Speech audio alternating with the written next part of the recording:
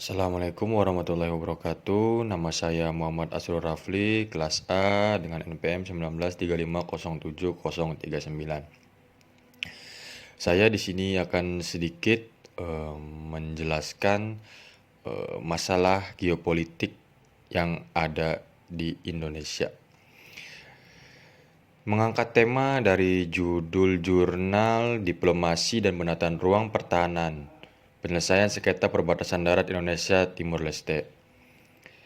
Klaim wilayah Indonesia ternyata bukan hanya dilakukan oleh Malaysia, tetapi juga oleh Timur Leste, negara yang baru berdiri sejak lepas dari Negara Kesatuan Republik Indonesia pada tahun 1999. Klaim wilayah Indonesia ini dilakukan oleh sebagian warga Timur Leste, tepatnya di perbatasan wilayah Timur Leste. Permasalahan perbatasan antara RI dan Timur Leste itu kini sedang dalam rencana untuk dikoordinasikan antara pemerintah RI dengan pemerintahan Timur Leste dan kemungkinan akan dibawa ke Perserikatan Bangsa-Bangsa PBB untuk mendapatkan penyelesaian. Masalah perbatasan antara Indonesia dan Timur Leste, khususnya 5 titik yang belum diselesaikan akan dibawa ke Perserikatan Bangsa-Bangsa. Penyelesaian sengketa ini yang ditempuh melalui diplomasi terdapat 3 unresolved segmen, yaitu di Lumil Memo, Wijjael Senan Oben, dan Noel Besi Citrana, yang tersisa dari Professional Agreement 2005. Indonesia Timur Leste kembali berunding pada tahun 2013 dan berhasil menyepakati penegasan batas darat di wilayah unresolved segmen di Lumil Memo, seperti dalam Addendum 1 Professional Agreement 2005 tahun 2013. Dua kesepakatan ini tentu menjadi landasan yang baik dalam mendorong produktivitas upaya kedua negara dalam menyelesaikan sengketa perbatasan daratnya melalui upaya-upaya diplomasi.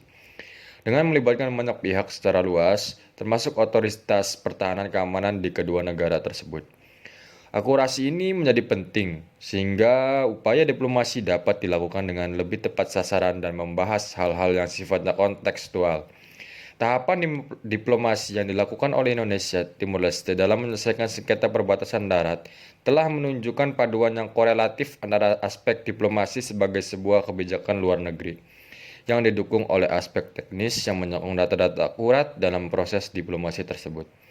Dengan keterlibatan elit dalam proses diplomasi ini, maka pemerintah secara nasional dapat memahami gambaran utuh permasalahan yang kemudian dijadikan sebagai batas-batas dalam menentukan kebijakan penataan ruang pertahanan di mana diperlukan sinkronisasi, baik dalam konteks vertikal dari pemerintah pusat ke daerah maupun dalam konteks horizontal atau sesama stakeholders yang berkepentingan dalam penataan ruang, agar menjadi sinkron antara pendekatan ekonomi sosial dan pendekatan pertahanan keamanan.